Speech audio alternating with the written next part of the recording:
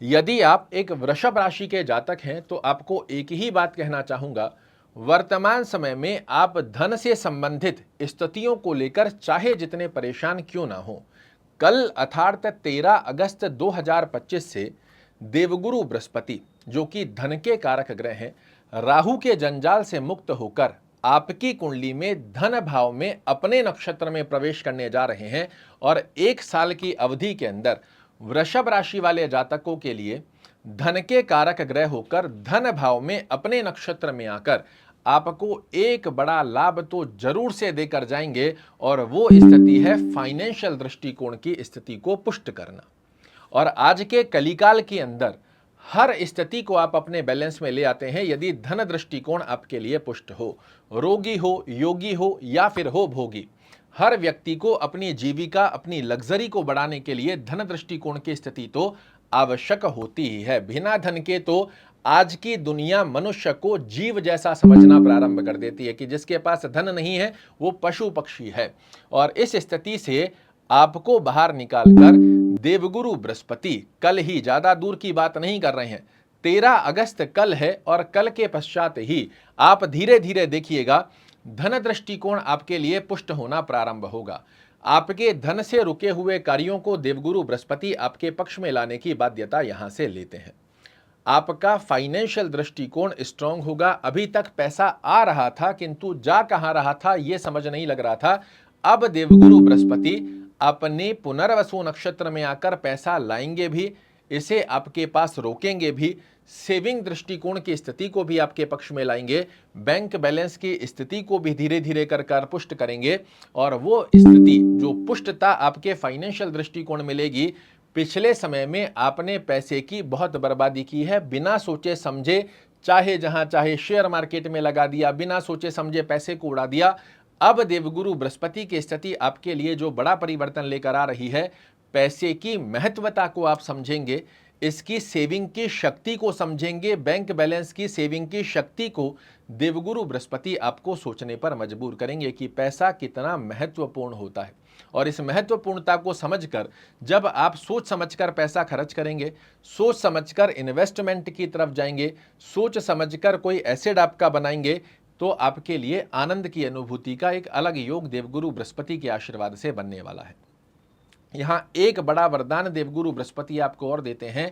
अभी तक आपके लिए जो चीजें अस्त व्यस्त हो रही थी, कल 13 अगस्त के पश्चात अपने कारकत्व को निभाते हुए देवगुरु बृहस्पति धन के कारक ही नहीं है, ये ज्ञान के कारक भी ग्रह हैं, और आपकी कुंडली में वाणी भाव में वर्तमान समय में संचरण कर रहे हैं। आपके लिए इस एक साल की ड्यूरेशन के अंदर, जो कि विशेष रूप से कंसल्टेंसी देते हैं, मैनेजमेंट एजुकेशन से जुड़े लोग हैं, या फिर आपकी वाणी का आप कमाकर खाते हो, उस स्थिति के आधार पर जितने भी लोग कार्य करते हैं, इनके लिए वाणी से धन अर्जित करने की स्थिति का योग बेहद सुंदर स्वरूप में कहा जाएगा। या फिर मैं खुले शब्दों में और स्पष्टीकरण में समझाऊं तो दो प्रकार के व्यक्ति जीवन में बने हुए हैं। एक है जो अपनी वाणी से धन अर्जित करते हैं, अपने बुद्धिमता से धन अर्जित करते हैं, अपने ज्ञान से धन अर्जित करते हैं, और एक होते हैं जो अपनी मेहनत से धन अर्जित करते हैं।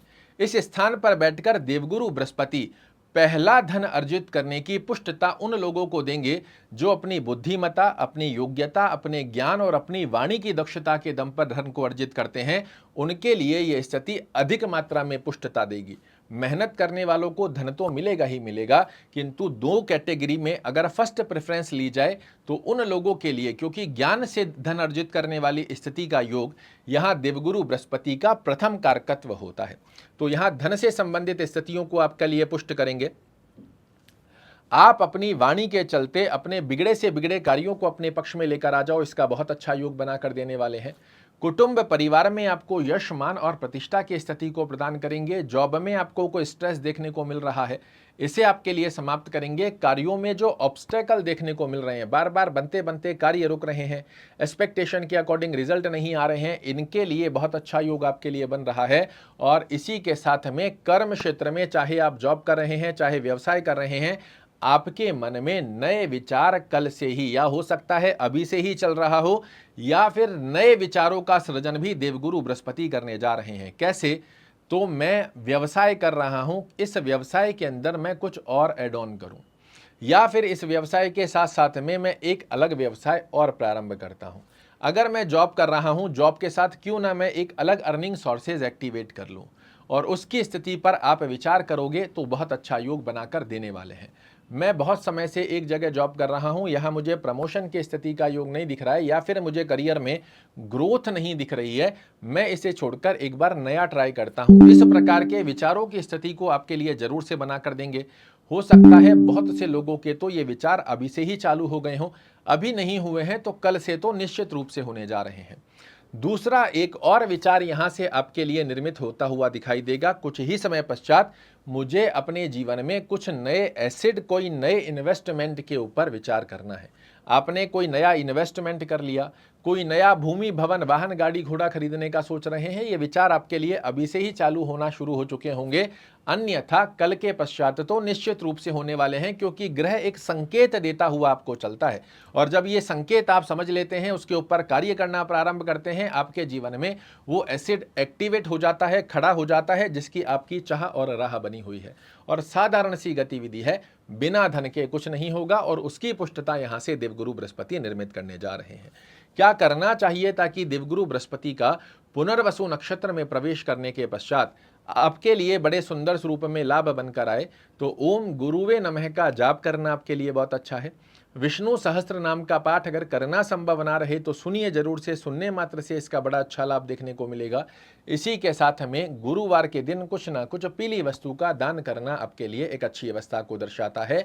यहाँ फिर से मैं आपको बता दूं, देवगुरु बृहस्पति आपकी कुंडली के कारक ग्रह नहीं है, किंतु ये अपने नक्षत्र में प्रवेश कर कर अपने कारकत्व भाव में आकर बाध्य हो जाते हैं आपको शुभ फल देने के लिए। और इस शुभत्व अवस्था को जब आप ग्रहण करेंगे तो फाइनेंशियल दृष्टिकोण तो स्ट्रांग होना आपके लिए तय है। आशा करता हूं मेरे द्वारा दी गई ये जानकारी आपको पसंद आएगी। कल फिर से एक नई जानकारी लेकर आपके सामने उपस्थित होऊंगा। तब तक के लिए नमस्कार।